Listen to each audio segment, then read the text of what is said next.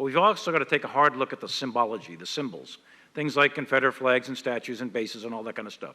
The Confederacy, the American Civil War, was fought, and it was an act of rebellion. It was an act of treason at the time against the Union, against the Stars and Stripes, against the U.S. Constitution.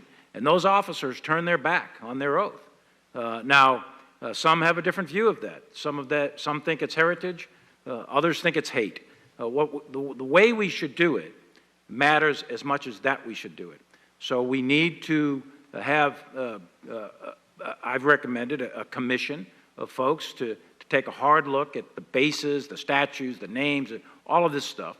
I personally think that the original decisions to name those bases after Confederate generals, the 10 bases you're talking about in the Army, those were political decisions back in the 1910s and 20s and 30s and World War I, World War II time, for 100 years ago.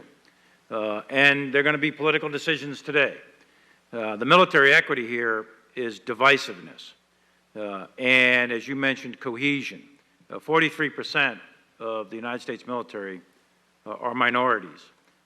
And in the Army, for example, and these are Army bases you're talking about, we're up to 20+% African American, and in some units you'll see 30%.